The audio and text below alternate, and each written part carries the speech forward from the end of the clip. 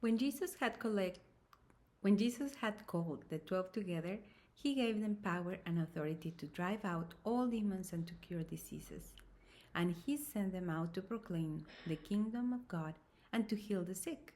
He told them, "Take nothing for the journey, no stuff, no bag, no bread, no money, no extra shirt.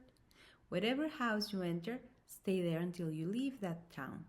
If people do not welcome you, leave their town and shake the dust off your feet as a testimony against them." So they set out and went from village to village, proclaiming the good news and healing people everywhere. Now Herod the Tetrarch heard about all that was going on, and he was perplexed because some were saying that John had been raised from the dead, others that Elijah had appeared, and still others that one of the prophets of long ago had come back to life. But Herod said, "I beheaded John. Who then is this I hear such things about?" And he tried to see him. When the apostles returned, they reported to Jesus what they had done. Then he took them with him, and they withdrew by themselves to a town called Bethsaida. But the crowds learned about it and followed him. He welcomed them and spoke to them about the kingdom of God, and healed those who needed healing. Late in the afternoon, the 12 came to him and said, "Send the crowd away so they can go to the surrounding villages and countryside and find food and lodging, because we are in a remote place here." He replied, "You give them something to eat." They answered, "We have only 5 loaves of bread and 2 fish. Unless we go and buy food for all this crowd." About 5,000 men were there. But he said to his disciples, "Have them sit down in groups of about 50 each." The disciples did so, and everyone sat down. Taking the 5 loaves and the 2 fish and looking up to heaven, he gave thanks and broke them. Then he gave them to the disciples to distribute to the people. They all ate and were satisfied, and the disciples picked up 12 basketfuls of broken pieces that were left over. Once, when Jesus was praying in private and his disciples were with him, he asked them, "Who do the crowd say I am?"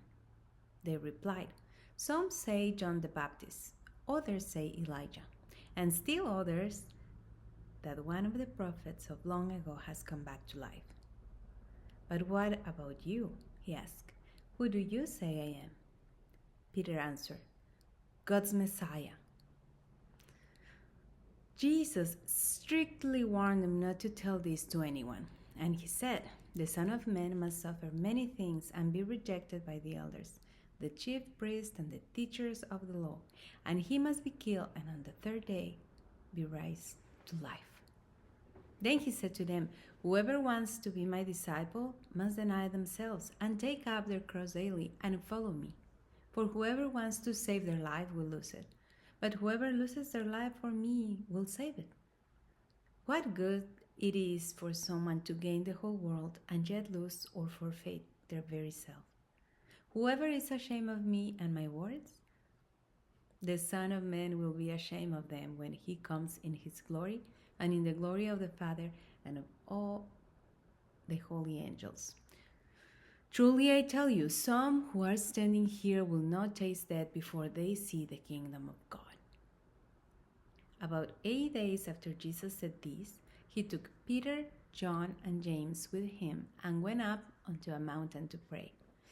As he was praying, the appearance of his face changed, and his clothes became as bright as a flash of lightning. 2 men, Moses and Elijah, appeared in glorious splendor, talking with Jesus. They spoke about his departure, which he was about to bring to fulfillment at Jerusalem. Peter and his companions were very sleepy, but when they became fully awake, they saw his glory and the 2 men standing with him. As the men were leaving Jesus, Peter said to him, "Master, it is good for us to be here. Let us put up 3 shelters, one for you, one for Moses, and one for Elijah."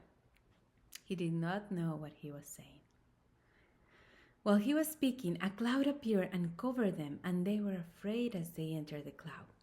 A voice came from the cloud saying, "This is my son, whom I have chosen.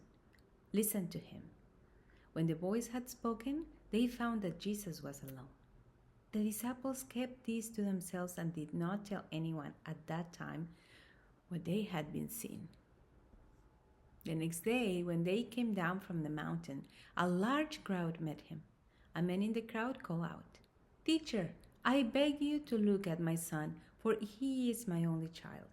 A spirit seizes him, and he suddenly screams. It throws him into convulsions so that he foams at the mouth. It scarcely ever leaves him, and is destroying him. I begged your disciples to drive it out, but they couldn't."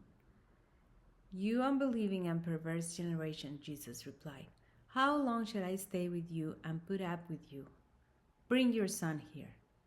Even when the boy was coming, the demon threw him to the ground in a convulsion. But Jesus rebuked the impure spirit, healed the boy, and gave him back to his father. And they were all amazed at the greatness of God. While everyone was marveling at all that Jesus did, he said to his disciples, "Listen carefully to what I'm about to tell you. The Son of Man is going to be delivered into the hands of men." But they did not understand what this meant. It was hidden from them so that they did not grasp it, and they were afraid to ask him about it. An argument started among the disciples as to which of them would be the greatest. Jesus, knowing their thoughts, took a little child and had him stand beside him. Then he said to them, "Whoever welcomes this little child in my name welcomes me, and whoever welcomes me welcomes the one who sent me. For it is the one who is least among you, or who is the greatest." "Master," said John, "we saw someone driving out demons in your name, and we tried to stop him because he's not one of us." "Do not stop him," Jesus said, "for whoever is not against you is for you." As the time approached for him to be taken up to heaven, Jesus resolutely set out for Jerusalem, and he sent messengers on ahead, who went into a Samaritan village to get things ready for him. But the people there did not welcome him, because he was because he was heading for Jerusalem. When the disciples, James and John, saw this, they asked, "Lord, do you want us to call fire down from heaven to destroy them?"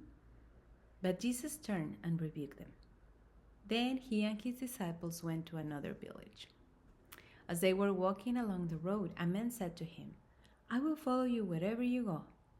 Jesus replied, "Foxes have dens and birds have nests, but the Son of Man has no place to lay his head." He said to another man, "Follow me." But he replied, "Lord, first let me go and bury my father." Jesus said to him, "Let the dead bury their own dead, but you go and proclaim the kingdom of God." Still another said, "I will follow you, Lord, but first let me go back and say goodbye to my family." Jesus replied, "No one who puts a hand to the plow and looks back is fit for service in the kingdom of God."